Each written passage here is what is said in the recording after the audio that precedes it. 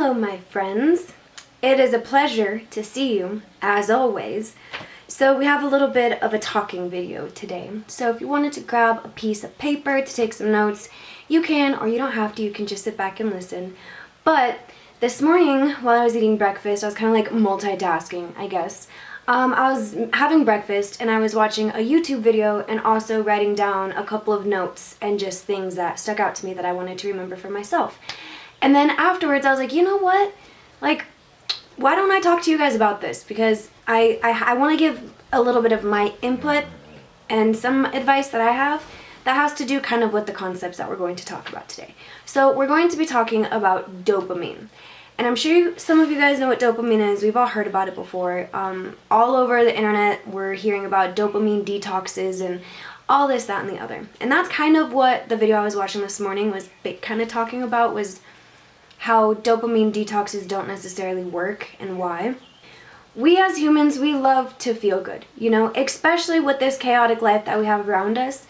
Some of us do anything in the world 24/7 to make sure that we feel good. How exactly is dopamine released into our body? In the video, it talks about two different things that use dopamine as a bridge to connect the both, and that is an experience and an expectation we have for that experience. Right? We've got our experience over here, and then we've got our expectation. And right in the middle is dopamine, okay? And dopamine is the one that connects the two and makes everything function correctly. What happens is if an experience exceeds our expectation, dopamine is released. So say I wanted to go see a movie.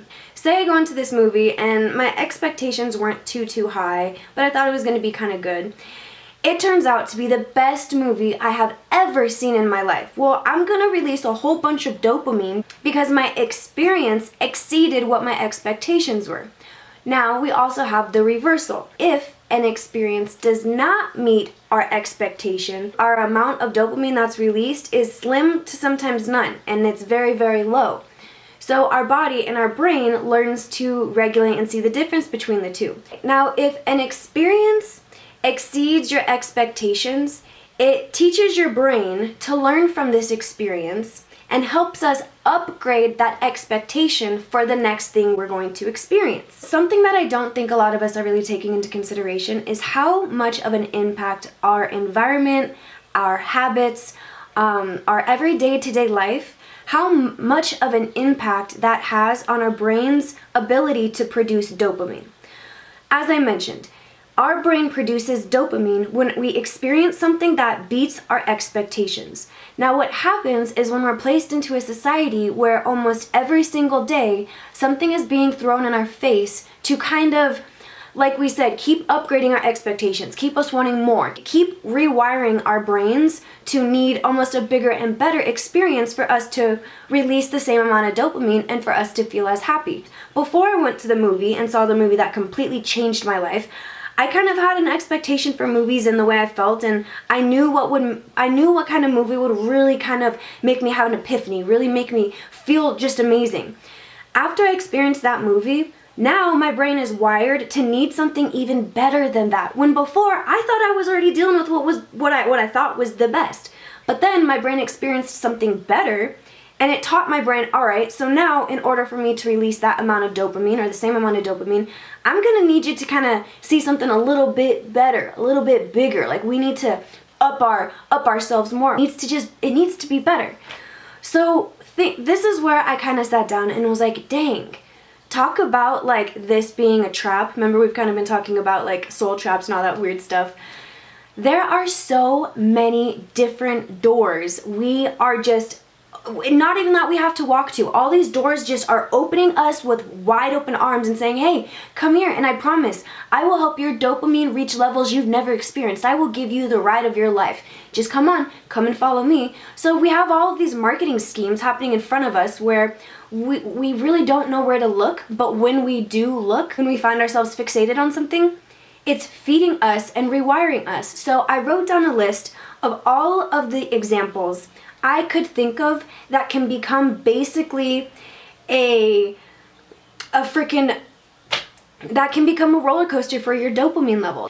So I sat down and I asked myself, what are certain things that keep keep you wanting more. That pleasure, that instant pleasure, instantaneous pleasure. And then once you get it, you have the ability to keep getting it and keep getting it. So I thought to myself, here are the things that I think trap us and our brains into a dopamine dysfunction. Video games, you know. This was one that was really talked about in the video I watched this morning. Just that if you've ever seen somebody play video games, or you've ever played video games yourself, a lot of them, there are so many things just popping up and this and that, and you can make it to all these new levels, and you beat this certain thing or reach this high score, and you're gifted with all of these new accommodations, and then if you do this, you get this new thing. You can unlock this box and then play mini games. Like, it's just an endless cycle of like a never-ending win. So, you know, we're just watching and, you know, what's next? What are we going to find more? And then you find something and, you know, your brain releases some dopamine. And then sometimes it's like, dang, you realize you've been playing video games for hours. It's almost the gift that keeps on giving. It's crazy. And I know you guys have heard even video game designers will specifically design these games for us to become addicted to. And it's not just that we're addicted to it, we're addicted to the chemicals that our brain is producing and our body is consuming while we're consuming this type of stuff. My next thing I have on my list is gambling. Then I have porn. I think that is such a huge and important topic to discuss and dissect all on its own, but I truly think that is almost the number one thing that I think deteriorates our brain and messes with our body's ability to produce dopamine. And it hinders your real life experience, because with that, your reality will never meet those expectations that you have for what you see when you're watching that on the screen. That's not, you can't, it's incomparable. It's like comparing real life to a video game. And that's why kids are way more obsessed with video games than they are with real life. And that's why some people become so addicted to consuming adult content, and they can never scratch that itch in real life. And it's because we've rewired our brains to have such high expectations that then when we do experience something in real life, it's not what we saw online, it's not what we saw on the screen, so we don't even get that dopamine release. It's almost like we just wasted our time, and you're like, dang, that wasn't enough and I want more. You know? And that's why I feel like when we have a disruption in our brain and with our dopamine production, it turns into an endless cycle, and one of these things will lead to the other, or the other on the list, or the previous one on the list. Another thing that I think is completely detrimental to our dopamine is social media. You know, when we post a picture, we get this dopamine high because we get likes, we get comments, we get views, and then we have our expectations set for the next time we experience that. We want more, or we need more to feel that gratification, to feel that what we're doing is significant, you know? So it's like one person getting 7 million views on one video. Now, in order for them to feel like what they're doing is good enough, they got to do that every single time. And if they do produce something and it doesn't reach that expectation, like we said, no dopamine is even released. So it's almost like nothing is ever good enough. And what you're trying to get is so far past reality that you keep digging and digging and digging and digging. For ourselves, say we're not even the one posting, we're just consuming, it's the same way. There's been times where I will watch, be trying to find conspiracy videos or weird things, and I've had my expectations become so high for the rabbit holes that I fall into, that I just keep going and going, and I want to look for the next story and the next story, and it's because the story that I just read, it wasn't good enough, or it didn't excite me enough. Literally no dopamine was released, and it's because I've rewired my brain to need to consume a certain thing in order for that dopamine to be released. Next thing I have on my list is drugs and drinking. I know so many people have such their opinion over, marijuana being a gateway drug, and oh, don't try this one, don't just do this, or you want to try this, that, and the other. This falls hand in hand with exactly what we're talking about. I also have down competitive sports. I think that competitive sports is the same way. I believe that you can even see it when people compete in the Olympics. If they got second place, they are not happy. Their brain has been wired to need that gold medal, and if they don't get it, they're nothing, like they're not happy. And I think that's what forces them to want to keep doing it again. Let me try again next year. I'm going to train even harder this season. I'm going to get that gold. Dopamine is not just a pleasure chemical. It has a ton of other functions in the body as well. And the next thing, I kind of mentioned this already, but research can be something that, you know, if you're not careful, you're never necessarily pleased with what you're learning. And it's because it may not be as shocking or as amusing or amazing as the last fact you learned. And our brain is just continuously trying to find some new information that will be as exciting, that our brain will be like, ooh, wow, let me give you a little bit of dopamine because that was pretty cool. I think that this is the same way with scary and spooky things. I know that might sound interesting, but the best way I could explain this was when I was young, about like, it started around like 14. I became obsessed with haunted houses. And I had this one really close friend of mine. We would probably knock out 6 haunted houses in one night. I can only speak for myself, but I was like addicted to the rush I would get by being scared. I know that might not be dopamine. It might be like adrenaline or something. But I'm just kind of saying, I had to almost see something scarier than what previously scared me. I would go to some haunted houses and be like, dang, that was for kids. And we'd look at each other and be like, we gotta find a better one. That wasn't it. So I feel like that can be that way with scary things or like with ghost adventures. I remember when my dad and I, almost every new city we would go and visit or do a road trip to, we would have to find a haunted church or some haunted tour to go on. And if it wasn't as scary as the last city, we got to find a better, scarier church. And it was because our brains were being wired to have these expectations that were starting to exceed reality. And that's when it starts getting very dangerous. And it's hard to reverse that. You're rewiring your brain and the chemicals within it. And sometimes it's unconscious. We're not aware of it. Another thing that I believe, I haven't experienced it, but from what I've seen, what I've observed, is I think being rich can mess with your dopamine levels, you know? Spending money, always wanting to have the best boat. Once you get that boat, you want something bigger because now you've met your expectations and now you want to experience something that will beat that expectation. Now you want a yacht, now you want a jet. That one car isn't fast enough, so now you need this. I feel like that can also, money can completely alter our brain, obviously, but thus altering the way our dopamine is being created. Next, I have going out and partying, which also includes going to the clubs and going to strip clubs. And I especially think that strip clubs can be completely damaging to us as well. Because think about it. Say you're a young boy and you go into a strip club and your expectations are completely bewildered. You're seeing girls do stuff you've never even in your wildest imagination thought of them doing. And they're giving you this wild attention and all this stuff. And then you leave and you go out and you realize that that's not reality. That's not how humans function on the day-to-day basis. And then these poor boys are out here with such high expectations that sometimes are never met. It turns into, yeah, I'll get a girlfriend, but I'm still going to go to the strip club every weekend with my boys. Or they're still just thinking about the strip club. Or they're consuming online content that has to do with similar exploitive stuff. It's these things. Your expectations are completely out of whack. And then when you try to come back into like normality, whatever the heck that is, we're still all trying to figure that one out. It's like, it's foreign almost. And you're like, dang. Why isn't life like what I'm being shown? What I'm being fed? Literally what I'm physically consuming, mentally consuming to the point it's altering my brain. It's so wild. I also think that speaking to multiple people at once. So again, this is maybe subjective, I'm not sure, but I personally think that if an individual is focusing on multiple people at once, almost each person they're around is giving them a different form of dopamine. And when that isn't enough, they want to go just find something new because that new person will give them dopamine. It's a new expectation because they don't know what to expect, you know? I feel like that can be very, very, very detrimental to the human brain as well. My next thing on my list is stealing.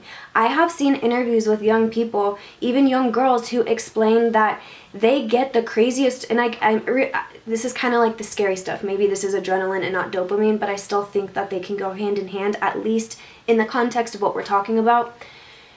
She was explaining that she like feels euphoric. She gets these crazy butterflies and just wants to do more and do more. She doesn't do it to hurt the people. She doesn't do it because she likes stealing, literally. She said sometimes she can't even help it and she doesn't like doing it anymore, but it's like an addiction. And all of these things can be considered an addiction, but it's considered an addiction because our brain needs it to literally release and produce dopamine. And dopamine is vital for our human existence. So do you see why I feel like this is just one small issue to a bigger issue? Our understanding of dopamine and people thinking, oh, if I just go off of social media for a week, do a little detox, our dopamine levels will somehow re-regulate themselves.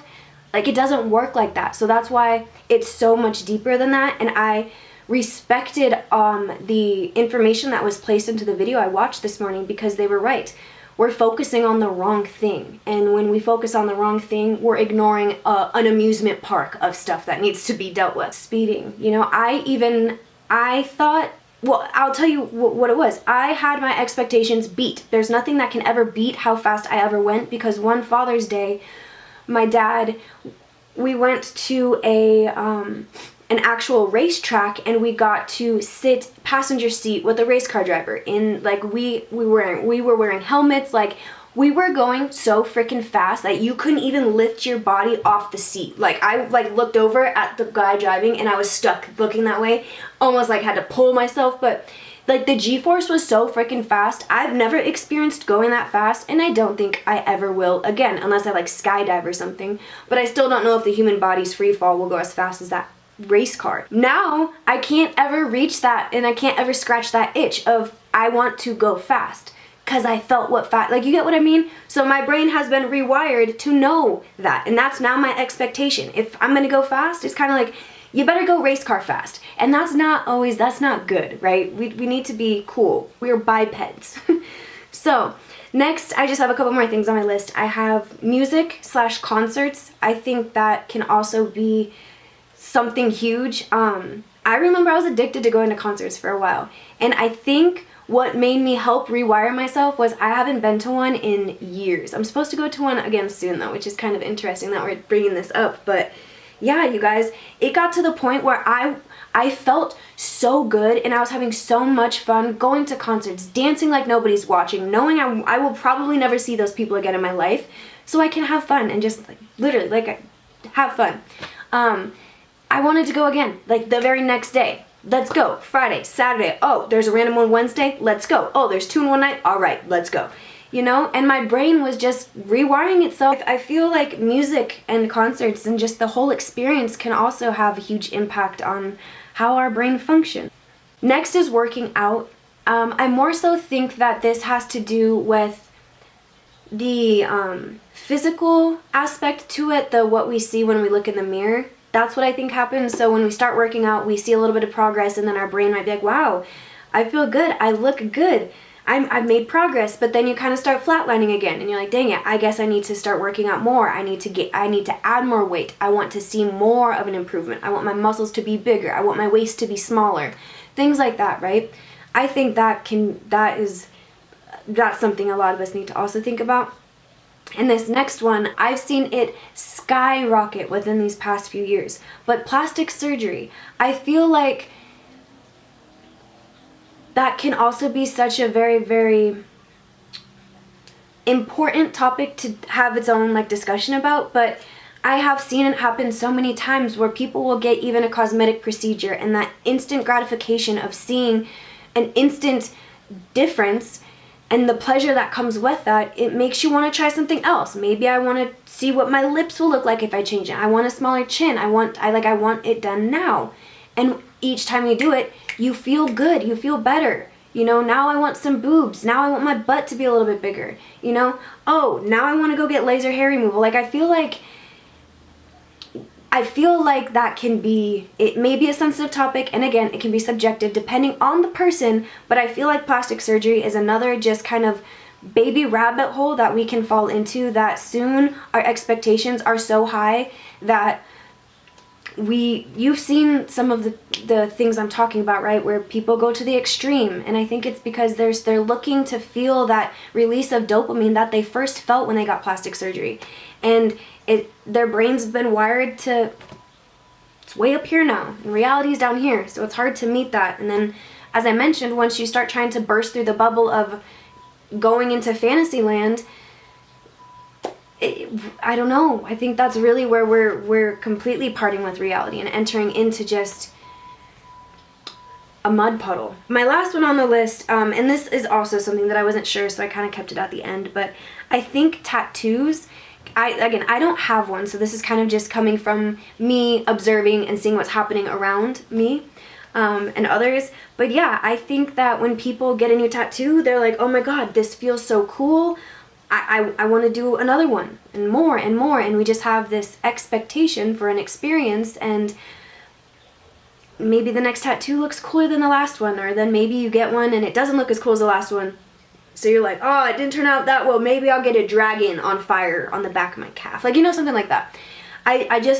I wonder if that could also be something that is affecting our dopamine. That was just my list. I know that kind of was a little tangent, but I think that all of those are perfect examples of things around us in our environment, things that we might be addicted to or have a habit of doing that is completely messing with us and altering us and changing who we innately are. What was being explained in the video I watched this morning was that when we want to consciously stop whatever we may be doing, our brains have already been wired to that very thing we're now consciously trying to get away from. So for example, when we want to stop the video games or stop consuming adult content, when we want to stop drinking, or when we want to stop going out and partying at the clubs or speaking to multiple people, we've already wired our brains to want that very thing. I would like to quote something that was said from that video. The things you want aren't necessarily the things you like. The very things you want in life are the things you don't even like.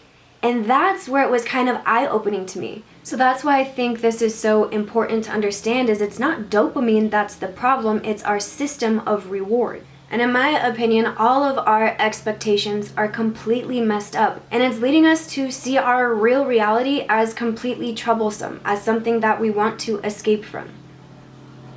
Something that we don't even recognize anymore. And it's because we've been fed with this fantasy that doesn't exist. It's not real, and that very fantasy has been feeding the system to where we're rewired.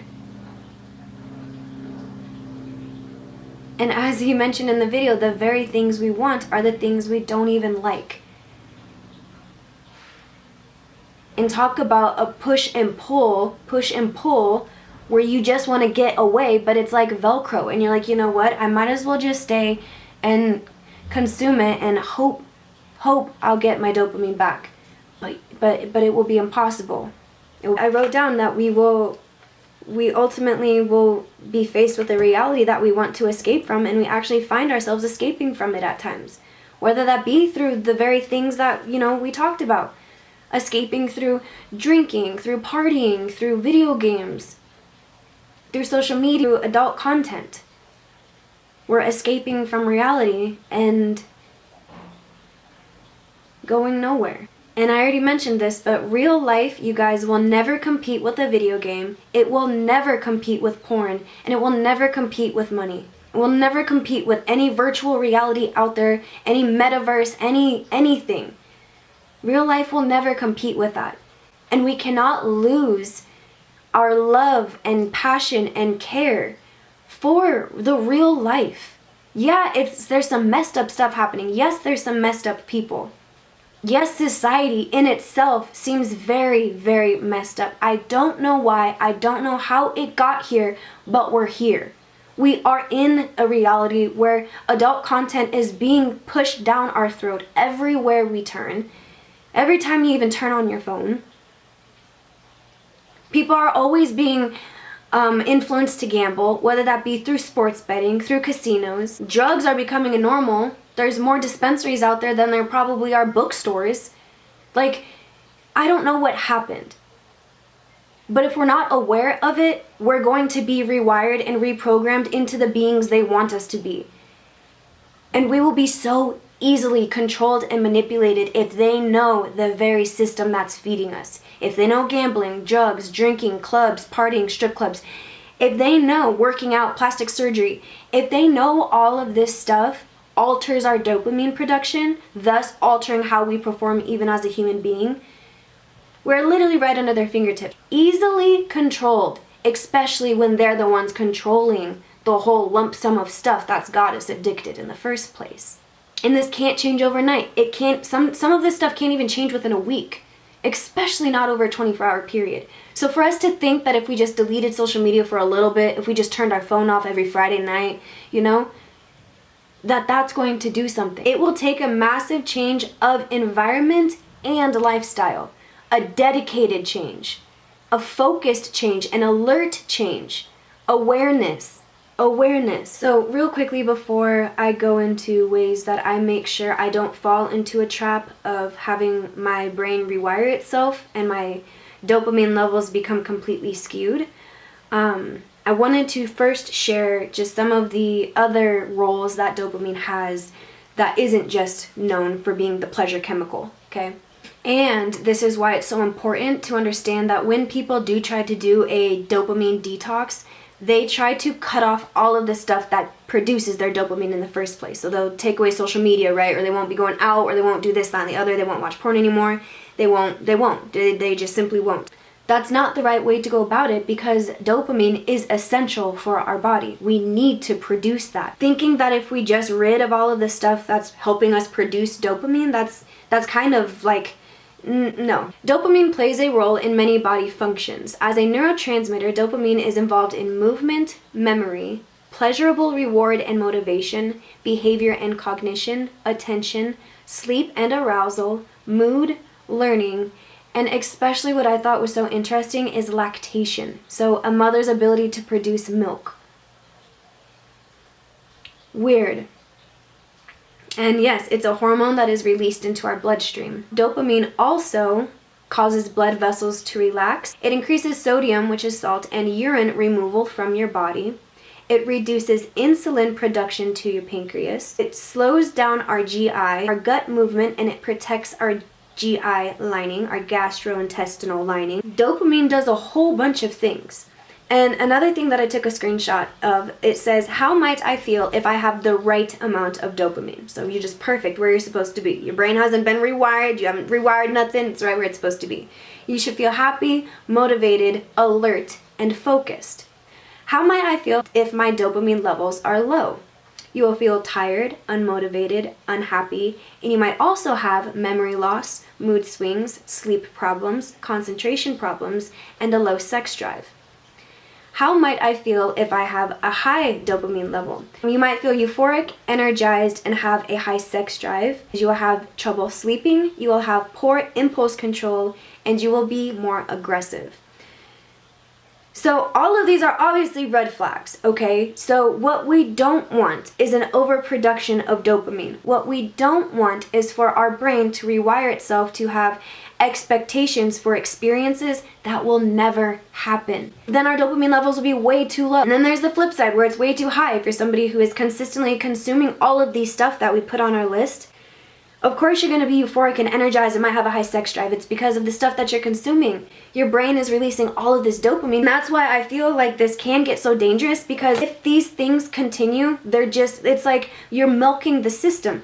Your brain is going to keep on rewiring and rewiring, and that's where I think that these things, habits, can form into an addiction and into a lifestyle, and that's when, all hell breaks loose. One of the things that I had been thinking about before I even watched that video and took those notes was delayed gratification, and how important delayed gratification is to not only just the average person, but especially to somebody who has had their dopamine levels be completely skewed. If our expectations are completely messed up, if we find ourselves wanting what we don't like and just still wanting more, just wanting to feel that pleasure chemical again, I've found that delayed gratification is what I would think of as the cure to this issue. So what is delayed gratification? Well, you can get instant gratification, which is where you have a small but immediate reward, and it's instant pleasure. Instant gratification comes from video games, gambling, adult content, social media, drugs, drinking, sports,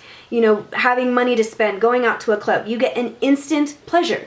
It's a small but immediate reward, and that's the word we need to focus on. It's immediately. We don't want that. We don't want something that just is going to continuously feed us instantaneously. The flip side of that is delayed gratification, which is holding off for a while, but the rewards are bigger than you would ever imagine. And I'm going to give you examples of how I actively practice delayed gratification to make sure that I don't fall victim to my own brain. I already got issues with my brain, right? We all know this. So I don't need it to get it any worse. And I wrote down a list of how we can do that. So that is through delayed gratification, and I'm going to go into that part right now.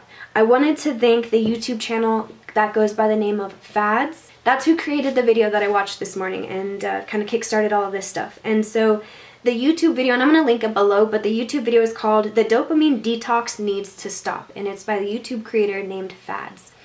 So yes, now that we went over all of the examples of instant gratification, all of the things that are contributing to a disruption of our expectations and to a rewiring of our brain and dopamine production, now I wanted to go into how can we stop this? How can we reverse this? How can I fix myself, right? Here are the ways that I actively, and when I mean actively, I mean on the daily, practice delayed gratification.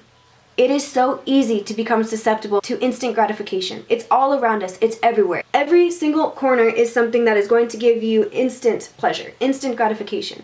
So you'll come back wanting more and more and more. Here are the ways that I protect my brain and my mind. Nature is the best teacher out there. It really is. And it's teaching me to take a break, to be calm and not rely on instant pleasure and instant gratification. I planted some of those seeds weeks ago, and there's still no sign of life. So every day I kind of go out there and I'm curious. I want to know if there's something new coming. Is there any new growth? And when I go and look and there's nothing there, I'm not sad, but I have to accept the fact that things aren't just going to happen when I want them to happen or when I need them to happen. They're going to happen when they happen, when it's their time. The first thing I have on my list is I practice, and I've been learning delayed gratification through planting from seed.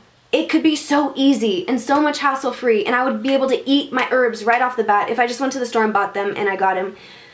But I don't know where they came from. I don't know who created them. I don't know what they're created with in the soil. So me watching the power of a seed, you guys, we've been talking about this the whole time I've been on YouTube. The power of a seed is so flippin' magical. Yes, it's used as a metaphor, but when we physically observe the power of a seed and the process it goes through, that's delayed gratification. So best believe in a few months, when my first sign of a vegetable starts showing up on the plant, it's going to release the perfect amount of dopamine. That delayed gratification will probably be more monumental than the instant gratification I would have gotten if I just went and bought a plant, threw it in a pot, and said, there you go. I hope you don't get transplant shock. It's interesting to go out and expect something and your expectations not be met. And that's perfectly okay for that to happen. That's perfectly okay. That's the magic in life, is sometimes things won't always happen the way we think it will. And I've been learning through planting seeds that delayed gratification is way better than opening up my phone in the morning and seeing how many likes I can get on a post, or scrolling through social media to give me a dopamine rush, or having to watch a YouTube video to feel good or feel comfort, If you don't necessarily have the time or space to plant outside, growing plants in water is amazing. And the way this helps me with delayed gratification is that it takes a while for plants to start establishing their root system. So when you slowly start seeing like a little node poke through, the leaves start perking up and roots start to grow, you've been watching it slowly process this whole time. And it's just a beautiful thing to watch. You are continuously watching a story unfold, as opposed to just being spit out everything right then and there, closing the book and moving on to the next story. planting actual trees. I know like a lot of this has to do with nature, but the reality around us is Mother Nature. She's consistent, she's focused, she does her best to help all of us thrive. The animals, the air, the water, like Mother Nature is our backbone. And I feel like all of us have kind of been like looking at one another, like chickens running with their heads cut off, hoping somebody knows what they're doing, hoping somebody has the answers, the secrets, like something. We're just looking for something. When we have the best teacher around us. She's silent, but she's loud. She's slow, but she's fast. She's calm, but she's wild. And she does it all by just showing us. She doesn't tell. She just shows, and she allows us to watch. She doesn't do it in the dark. Some she has to do underground, but it's the best teacher I truly think that we have, besides ourselves. But yeah, so planting actual trees from seed. And how this is delayed gratification is, it's gonna be 7 years before I even see if this thing is even fruit bearing, you know? And I can't wait. And for me to think that like I'm looking forward to what my expectations may be for my experience in 7 years, that's cool. Because I guarantee you, when I get there, it's gonna be everything I ever imagined. And it was such a slow, smooth process. I don't ingest the negative. I don't watch adult content. I don't want to see anything explicit with the human body, okay? I don't play video games. I don't have a personal Instagram. I know that there are a lot of people who are choosing to be very body positive, if that's how we would call it, and they are promoting that all over social media. So like I said, it's almost like you can't not consume it, so I make sure I don't. And what's wild is I for sure used to. I've honestly even thought about making a video about adult related content and how it's just warping the minds from the innocent to the mature. It's doing a lot of damage, but I don't consume any of that. And I think that helps me a lot. I don't have crazy expectations for my personal experiences, you know, for the people I meet, for the time I spend with people. I don't go to clubs anymore. I haven't been out in probably 3 years. Literally, I don't think I've been to a club in 3 years. I just make sure that I keep my brain as mellow as I can, because it's a war out there, you guys. It's a bloodless war is what I've been calling it for the past 2 years. Another way I practice delayed gratification is reading a book. You know, yes, we can watch a movie, we can watch a short clip, we can read a summary of a book, but there are some books that are very, very long, like The House of Leaves. The delayed gratification I got through the months it took me to finish that book was completely worth it. And I would never trade that over somebody telling me a quick summary. I got to use my imagination to play out a story. And sometimes, you know, you might have expectations for the end of a book and it doesn't happen and your expectations aren't met, but the story is still beautiful. So it's very cool. You don't know what you're going to expect while reading a book. And I just find that amazing. So I highly recommend it if you are somebody, and it's hard. It is very hard, trust me. It's very hard to train your brain to go from scrolling and looking and reading out stuff online to actually reading a book. It's wild. It is so weird. And I'll tell you something else that I think is happening to a lot of us too, is that our eyes have adjusted to needing to not be out in the sunlight, if that makes sense. I used to read outside. I do all the time, but I used to read out in the direct sunlight at the pool, you know, at the beach when going on vacation. I've noticed recently that it is so bright outside and that the book pages are so bright that it's hard for me to read. And I'm thinking to myself, it's because you spend all your time inside, or when you are outside, like you might be in the shade or wearing sunglasses or just looking at your phone. Like, I feel like our bodies are literally changing for the worst. And it has to do with all of these traps around us, all this technology, all this influence, and all this instant gratification. All right, so next I have not using my phone as much as possible. I don't even have a working cell phone, meaning to the point where if I leave my house, I don't have a cell phone. I need to be connected to the internet in order for my thing to work. And I've honestly been thinking about just going and get like a little tracker phone. A small little phone because I don't need one. I don't want one. And not having that ability to, when I'm sitting there waiting for something, to just aimlessly scroll online, look for something to read or a podcast to listen to, I have to sit in the here and the now. And not having that means of dopamine right in the palm of my hands, it's helped immensely. Now, even when it is around me, I'd rather read. I would rather write something. I would rather plan something. I'd rather go garden. It's literally out of sight, out of mind. And I think that a lot of us don't even let our phone leave contact with our skin. It's always connected to us, whether it be in our hands or in our pocket. It's never even 2 feet away from us. And I feel like that is a huge just issue in the overall way reality has been unfolding. And having access to so much information isn't what the human was designed for, I don't believe. A black hole, it's a black mirror. We have to be careful with this. We have to be very careful. We don't need to know what's happening in every city at every second, at every moment. You know, that's also messing with the chemicals in our brain. Something else that I think is a way to practice delayed gratification, I don't do it as much, but the thought of it made me smile, is literally being pen pals with somebody. As I'm mentioning this to you guys, I need to fix my P.O. box. I do not have a P.O. box right now. I don't know what's going on with it. Okay, there's been a lot of weird stuff going on lately. I'm really thinking it's coming down to is I'm just going to have to purchase a new P.O. box, and that costs a little bit of money, y'all. So yeah, I'm working on it. But when I get that back, I want to inspire you guys to write me a letter, and then I can write you guys a letter back, and it's the time in between waiting that isn't just an instantaneous comment that I can then respond to, like, or heart. You know, we gotta wait. And I think that that time period of delayed gratification it's way more notable than instant gratification. Going on adventures. You might know where your destination will be, but maybe go on an adventure and don't have a destination. Literally just experience the journey. Not stalking my own posts. So what I mean by that, as somebody being a content creator myself, I love hearing what you guys have to say, right? That does give me a burst of dopamine because I love it. I'm hearing your ideas, we're interacting with one another, you guys are interacting with each other.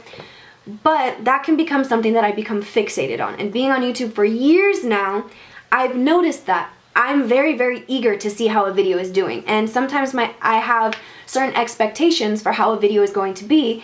And I've noticed that if I keep up to date and I like stalk my own posts, see what people are saying, heart everything, just keep up to date, it's not the same as when I give it a day or I give it a week and then I come back and see what people have said. You know, I know it's weird, but it's like I'm delaying myself of that instant gratification. I never want that to be the sole reason why I post something, so I feel like keeping everything innate and just natural and flowing how it should be, that's the best way for me to do it, is posting it, knowing that the information is out there, letting that information marinate and settle for at least a few days, and then come back. So I'm not hyper fixated on it. It almost leaves my mind, and then I'm like, oh shoot, Sarah, remember you posted a video 2 days ago.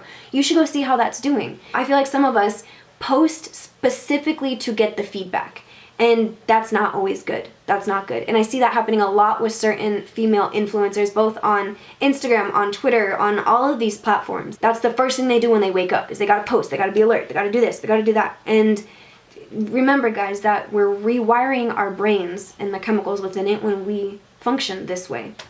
Making things from scratch. Meaning paper. I taught myself how to make paper. I'm trying to teach myself how to sew. I want to teach myself how to sing, how to play the harmonica. Things that are going to take time. And I'm not just going to get instant gratification because it's going to be a process. I think learning new things and acquiring new skills that can't just happen overnight is another amazing way to just help our bodies, our mind, our spirit, everything. Next, I have making meals at home as opposed to getting fast food. This is another thing that's really kind of just a weird topic because food costs money and food is expensive and money is not that easy to come by. So fast food is sometimes what's easy. But, you know, that's why I'm slowly trying to learn how to grow my own food, and my dream one day is to have a ranch. So talk about delayed gratification. I'm planning that. I'm working on it every day. I got my trees growing for my ranch. I'm learning how to grow stuff. I think the whole notion of planning something. I dream of my future family. I cannot wait to literally sit down and plan a family. Like, yo, let's make a kid. That would be so cool. So interesting. I can't just buy a horse right now. I can't just buy a goat. So knowing that I have these future endeavors in my future that really cannot be instant gratification. I mean, hell, maybe if I was a millionaire, it could be. But I feel like having those things in my future to look forward to is also really helping me. And what's crazy is that can only happen if I make it. So it's really interesting, and I'm so excited to still continue to see the journey unfold.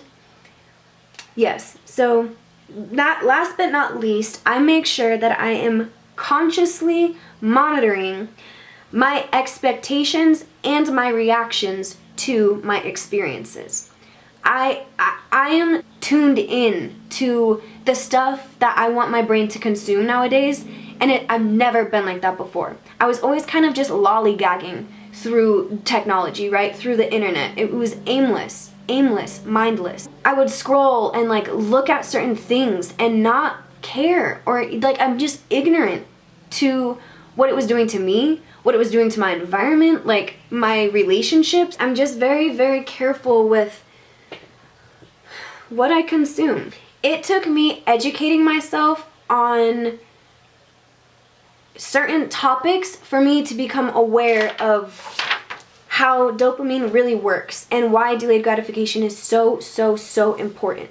It took me learning about what addictions really are, how it's possible for the human body to become addicted to certain things, and how the very notion of us being addicted to something is what causes our brains to completely change. And that's when I came across the concepts of dopamine and how dopamine is needed. The problem is the system. And we're all a part of the system. And trust me, it is so hard to escape the system. It's very hard. Especially when we've already been rewired and reprogrammed to work in that said system. It's almost even more of a wild ride trying to reprogram ourselves, deprogram ourselves. And with society only getting more and more into the cracks and creases of everything to where there's no escaping it, it's becoming even harder. And I feel so much for the younger generations. I'm so worried for them. I'm so flippin' worried. And sadly, the older generations just couldn't care less, either because they're getting sucked up into the same mind control systems that the younger generations are, or because they feel like there's literally no hope, nothing they can do. It's almost their time anyway, so they're just letting it go and say, well, damn, I'm glad I wasn't born in those times. But I wanted to make this video. I wanted to share Fad's video because this is very, very, very important, not just for us, you guys, but for the younger generation. And no one's really seeing how big of an issue this truly is. Nobody's seeing how toxic things really, really are. Because when we finally start waking up to it, we're just distracted by something else. Or our brain has been wired to need something different than what we're feeding it. We're not interested in that anymore. Hey guys, I wanted to share this little video with you. I wanted to share the list of things that I consider stuff that we just need to stay away from. It's not going to help us. It's not going to help our future in any way, shape, or form. And it's going to rewire us. And life is already hard as is, you know? So we don't need to be being manipulated and persuaded into being something that's not who we are. That's not us. And that's really creepy to think about. Like, does society not understand what they're implementing? And if they do understand, they're doing a damn good job at it. A really good job. They're doing a great job at making us have to pick sides. It's either this side or this side, blue or green, left or right, yes or no. Y'all, get on the middle line. Elevate yourself above the crap on both sides, all around you, your whole circumference. Rise above it. Literally rise above it. Float above it all. look down on it. And another quote I will say from fads is ask questions and question the answers you were given. I love that. Ask questions and then question the answers you are given. Alrighty, that is all I have to say for today. I hope you guys have a wonderful, wonderful rest of your day. Yeah, and I look forward to hearing your thoughts. And yeah, I will see you guys next time. As I spill my water everywhere. Bye.